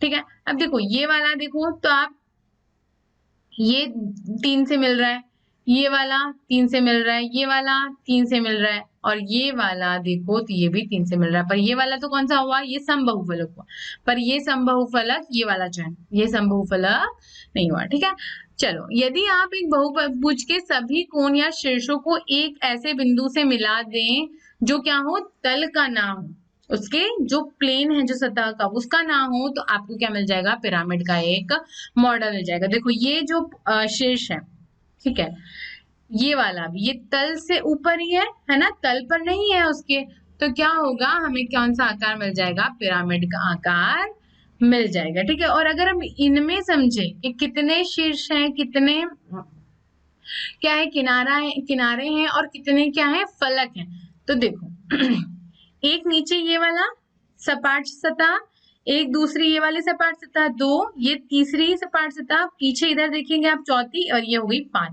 तो पिरामिड इसकी कितनी हो गई, 5 सपाट इस वाले की, है ना। F1 बोल देती हूँ मैं इसको, E1 बोल देती हूँ, और इसको V1 बोल देते हैं, है ना, और इस वाले के लिए हम बोल देंगे F2, V2 और E2। ठीक है, अब देखो क्या हुआ, अब इसके हम फेस देखें, इसके फलक देखो आप, नीचे 1, ये 2, ये 3, और पीछे वाला जो है वो हुआ 4। ठीक है, इसके लिए हम किनारा देखें तो 1 2, ये वाला 3, ये 4, ये 5, ये 6 और ये 7, 1, और ये वाला गिनना भूल गए हम, तो ये कितने हो गए, 8। अब शीर्ष कितने हुए, तो 1 2 3 4 और ये 5, कितने शीर्ष हुए, 5। अब देखो इसके शीर्ष कितने हो गए, 1 2 3 4 शीर्ष हुए, और जिसकी सपाट सतह वाली बात है, जो फलक है, वो कितने हैं, ये देखो ये वाला जो है, ये 1, ये 2, ये नीचे 3 और पीछे वाला 4, और ये जो नीचे है ये कितनी हो गई, 5। ये फलक हमने देख लिया, अभी हमें क्या देखना है, अभी हमें देखना है किनारे देखना है ना, तो देखो किनारे, फलक नहीं, किनारे कितने होंगे, 1 2 3 4 5 6, है ना, कितने हुए, 1 2 3 4 5 और 6, कितने किनारे होंगे, 6 किनारे मिलेंगे। ठीक है, ये ना आप साथ में करते चलो। ठीक है, ये हमें ना आगे जो यूलर्स फॉर्मूला पढ़ना है उसमें काम आएगा। ठीक है, अब देखो प्रिज्म और पिरामिड, इनका दोनों का साथ में क्या हो रहा है, यहाँ पर हम उसके जो आधार है उसके नाम पे रख रहे हैं। आधार मतलब किसके आधार पर हो रहा है, बेस के आधार पर। ठीक है, मतलब षटकोणीय प्रिज्म क्या होगा, जिसका जो आधार है वो क्या होगा, षटकोणीय होगा, मतलब षटभुजा वाला होगा। ठीक है, देखो षटभुजा या षटकोणीय मतलब जिसमें 6 कोण है ना। अब देखो ये वाला, इसका आधार देखो, ये षटभुजा है ना, ये षटभुज है। अब देखो ये वाला, अभी यहाँ पे क्या है, लाइट कलर है, यहाँ पे शायद मैं बना रही हूँ तो आपको दिख नहीं रहा हो। अगर हम उल्टा करते तो अगर ये हमारा क्या हुआ, आधार हुआ, तो ये क्या हो गया, ये आयत आधार हो गया हमारा, है ना, आयताकार आधार हो गया।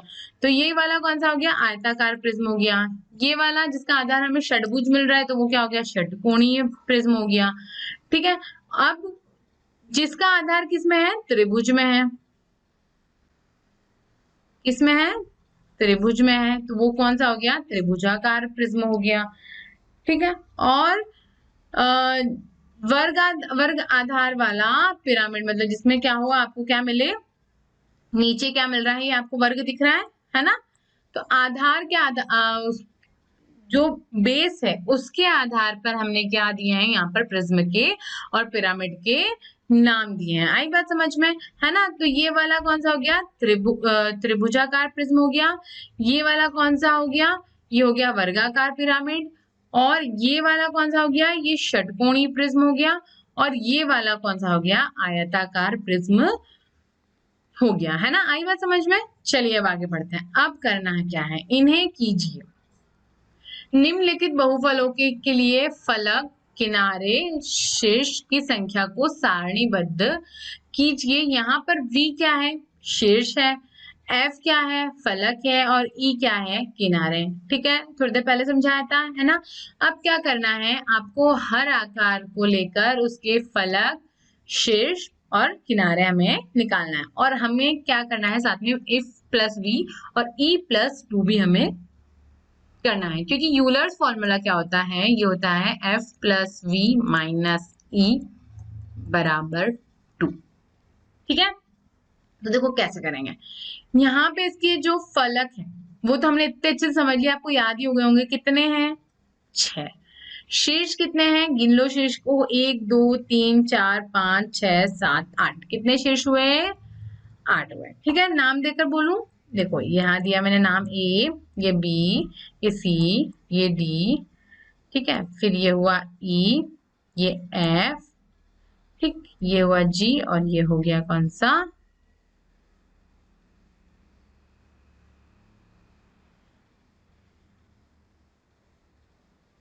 हाँ, नहीं, एक रह गया है ना, A B C D E, और ये हो गया एच, है ना। ठीक है, तो देखो कितने शीर्ष हो गए, 8। ठीक है, फलक तो हमें पता था ना, इसमें हमने समझा था ना। ठीक है, कितने फलक हुए थे, 1 2 3, ये वाला 4, और ये वाला 5, और ये वाला 6। ठीक है, अब देखो त्रिभुजाकार, उसके बाद जो उसकी हमने जो किनारे देखे थे वो कितने देखे थे हमने, 12। ठीक है, नाम देके भी हमने देख लिया था, है ना। त्रिभुजा का अब देखो इसमें करो f प्लस वी और e प्लस 2, तो f प्लस वी मतलब 6 प्लस 8। ठीक है, और v प्लस e कितना, मतलब e प्लस 2, तो ये हो गया 12 प्लस 2, मतलब ये बराबर होंगे। देखना ये देखो f प्लस 6 प्लस 8 तो कितना हुआ, 14, 12 प्लस 2 तो ये कितना हो गया, 14। देखो ये फॉर्मूला है ना, तो इसमें क्या हो गया, ये f प्लस वी बराबर, ये 2 ये प्लस में है, इधर जाके किसमें हो जाए, ये माइनस में, इधर जाके किसमें हो जाएगा, प्लस में। तो ये दोनों क्या आ जाएंगे, बराबर आ जाएंगे, मतलब f प्लस वी बराबर होगा e प्लस 2 या 2 प्लस ई। ठीक है, अब देखो त्रिभुजाकार प्रिज्म में देखें हम, तो देखो इसका फिर हम नाम दे देते हैं A B C D E, और ये हो गया एफ। देखो कितने शीर्ष हुए, शीर्ष तो हमारे हो गए 6। ठीक है, अब हमने प्रिज्म के लिए मैंने कॉपी रखी थी आपके लिए, है ना, तो कितने हुए थे उसके लिए, रखी थी हमने, 1, इधर वाली 2, ये 3, ये वाली 3, ये 4, और नीचे वाली जिससे हमने मानी थी वो जोड़ी थी, वो कितने फलक हो गए, तो हमारे 5। अब इसकी क्या, किनारे, किनारे हम एक बार देखो नाम भी देख कर देख सकते हो या सीधा सीधा गिन सकते हो, A B, BE 2, E D 3, C D 4, ठीक है, ए सी 5। देखो कंफ्यूज ना हो इसलिए हम दे देते हैं इसका नाम।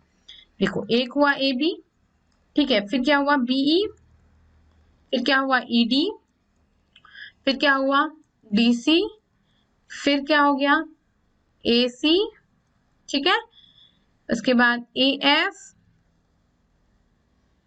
और ई एफ, 9 होनी चाहिए ना, 9 ही गिनी थी हमने।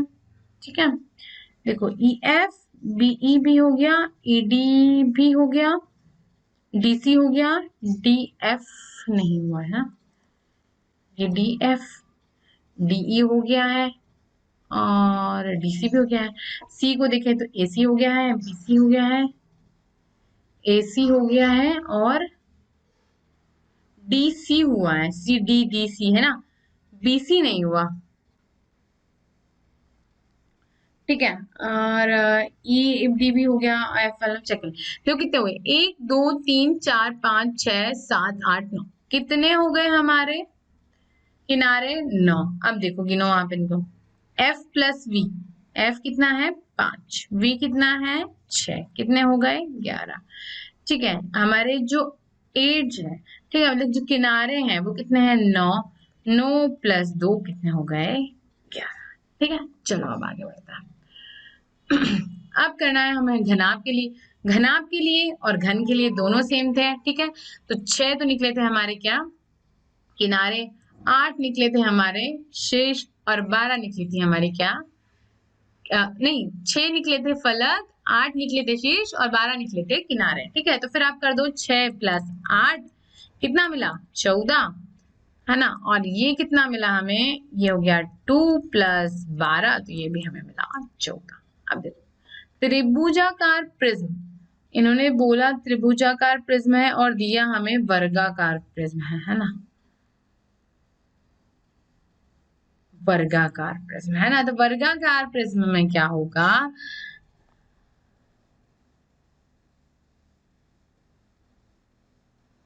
देखो यहां पर भी ये वर्गाकार ये प्रिज्म था, ठीक है।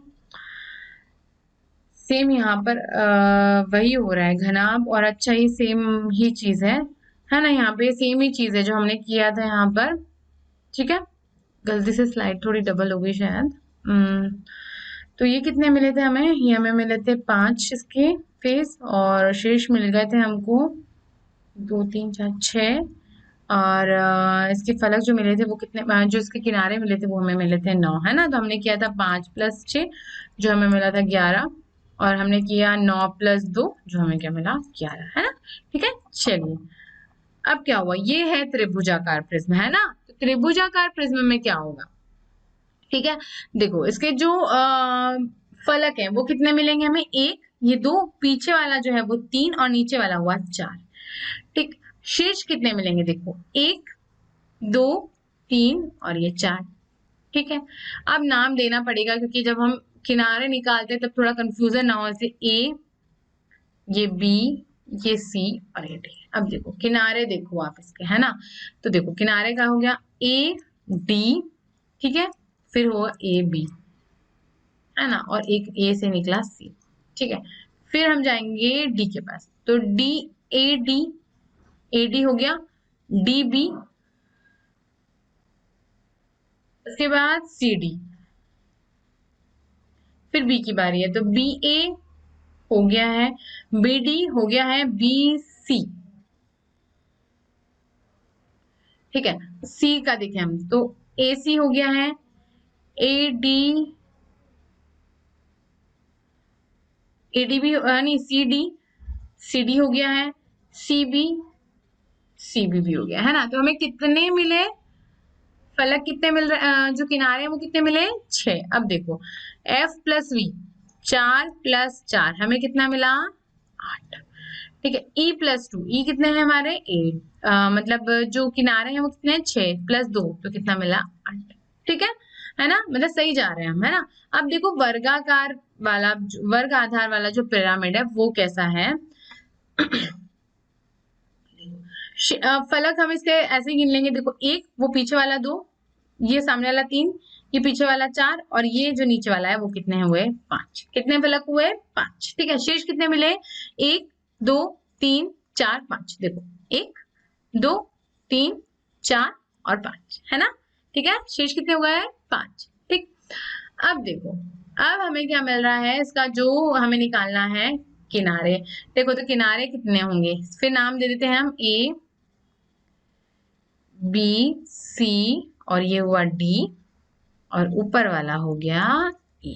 अब देखो कितने गिनेंगे, ए बी, है ना, इसके लिए हम देख रहे हैं यहाँ पे, तो यहाँ लिख देते हैं ए बी, ठीक है। उसके बाद ए डी और ए ई, है ना। अब बी की तरफ चलते हैं, तो ए बी और बी ए एक ही बात है, बी सी और बीई, है ना, बी सी और बीई, ठीक है। अब देखो ये हुआ सी की तरफ चलते हैं, तो सीई, है ना, सीई, ठीक है, सी डी, ठीक है, और सी बी, वो तो बी सी लिख दिया हमने। अब डी के पास चलते हैं, तो ए डी लिख दिया हमने, डी ए डी, है ना। फिर सी डी भी लिख दिया, डी सी सी डी, और फिर डी ई, ई डी, है ना, ई डी या डी ई एक ही बात है, ई डी लिख देते हैं। अब चलेंगे ई पे, तो ई ए हो गया, ई ई ए हो गया, ई बी हो गया, ई डी हो गया और ई सी भी हो गया, है ना। कितने फलक हुए हमारे, 1 2 3, नहीं कितने किनारे हुए, 1 2 3 4 5 6 7 8, कितने किनारे हुए, 8। अब देखो, अब हमने किया एफ कितना फलक कितने मिले थे, 5, शेष मिले 5, कितने मिलेगा हमको, 10। ठीक है, और किनारे कितने मिले हमें, 8, 8 प्लस 2 कितने हुए, 10। ठीक है, आगे समझ है ना। चलिए अब आगे बढ़ते हैं। ये इससे क्या हम पता भी होता जा रहा है कि हाँ हमने कुछ गलत तो नहीं गिना। ठीक है, और वर्ग आधार वाला प्रिज्म, तो वर्ग आधार वाला जो प्रिज्म है इसके जो फेस होंगे वो 6 ही होंगे। ठीक है, उसके बाद जो शीर्ष होंगे वो 8 होंगे, जो क्या होगा, जो किनारे होंगे वो 12 होंगे। ठीक है, तो ये कितना हो जाएगा, 6 प्लस 8 कितना मिला, 14, और ई है 12, 12 प्लस 2 मिल गया हमें 14। ठीक है, आगे बताने, चलिए अब आगे बढ़ते हैं। अब करना है हमें आइलर्स फॉर्मूला, बोलते हैं इसको, यूलर्स फॉर्मूला बोलते हैं। आइलर फॉर्मूला क्या बोलता है, किसी भी फलक के लिए F plus V minus two बराबर कितना होता है, माइनस ई बराबर कितना होता है, 2। मतलब जहां पर एफ का अर्थ क्या है, फलकों की संख्या, वी का क्या अर्थ है, शीर्षों की संख्या, और ई का क्या अर्थ है, किनारों की संख्या। ठीक है, अभी किया हमने। अब इस संबंध को हम क्या कहते हैं, आइलर सूत्र कहते हैं। क्या कहते हैं, आइलर सूत्र कहते हैं। ठीक है, तो आइलर सूत्र से क्या पता चलता है, ये मतलब बराबर 2 आ गया, मतलब हमारे जो संख्या है वो क्या होगी, बिल्कुल बराबर होगी। ठीक है ना। इस तरीके से हमने अभी वो जो सारणी है उसको भी कंप्लीट कर लिया है ना। और आपको अगर इस तरीके से किसकी संख्या दे दे, या तो आपको आकृति दे दे, ठीक है, या तो आपको आकृति बनी दे दे, या फिर आपको फेस, वर्टिसेस और एज, है ना, मतलब कि फलक, शीर्ष और किनारे की संख्या दे दे, तो आप क्या निकाल लेंगे, इस तरीके से आप इस फॉर्मूले को लगाकर इसको निकाल देंगे। ठीक है, और या फिर आकृति के हिसाब से आपसे बोल देंगे। ठीक, तो इस तरीके से आपको प्रश्न आ सकता है, पर है ना आसान, कर लोगे आप। अभी अपन ने इतना प्रैक्टिस कर लिया, इतने सारे जो आकार थे उसका सारे आकार के हमने वर्ग में क्या निकाला, फलक भी निकाला, और उसके बाद उसका शीर्ष भी निकाला, और उसकी क्या है, किनारे भी निकाले। किनारे मतलब क्या, शीर्ष, दो शीर्ष को जोड़ने वाला रेखाखंड, मतलब इन शॉर्ट हम कहें तो वो भुजाई हुई। ठीक है ना, पर भुजा नहीं कहना, हमें किनारा ही कहना है ना। चलिए अब आइए हम दोहराते हैं जो हमने पढ़ा है इस अध्याय में, उपरोक्त सभी अवधारणाएं। ठीक है, 2D और 3D वस्तु को हमने पहचाना है ना। 2D मतलब जिसमें 2 माप हो, ठीक है, 3D मतलब जिसमें 3 माप हो, है ना। 2D 2 अक्ष पर चलता है, एक्स, एक्स और वाई पर। ठीक है, और जो 3D है वो 3 अक्ष पर चलता है, एक्स, वाई और ये हुआ जेड। आई बात समझ में, है ना। अब देखो, संयोजित या वस्तुओं के मेल को विभिन्न आकारों में पहचानना सीखा था हमने।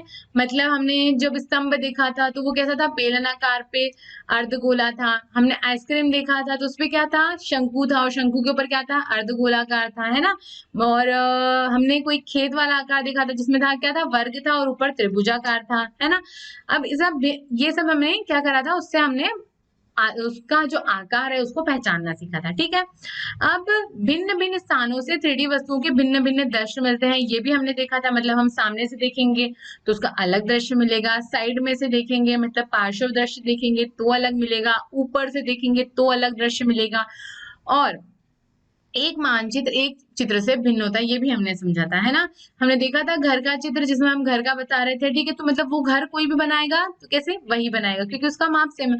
पर जब मानचित्र बनाने की बात होती है तो वो क्या होता है, उस चित्र से भिन्न होता है। अगर एक बच्चे को मानचित्र बनाने बोले तो वो कैसा बनाएगा, अगर कोई थोड़ा मैच्योर इंसान हो, उसको मतलब कोई बड़ा हो, ठीक है, तो उसको अगर बोले तो वो किस तरीके से बनाएगा, मतलब क्या है, मानचित्र चित्र से क्या होता है, भिन्न होता है, और बनाना के ऊपर भी आधारित है ना। ठीक है, आपको मानचित्र बनाने बोलेंगे तो आप कैसा बनाएंगे, है ना, पर कोशिश करना अच्छा बनाओ। ठीक है, अब क्या है, विभिन्न वस्तुओं स्थानों को दर्शाने के लिए मानचित्र का हम क्या करते हैं, संकेतों का प्रयोग करते हैं ना।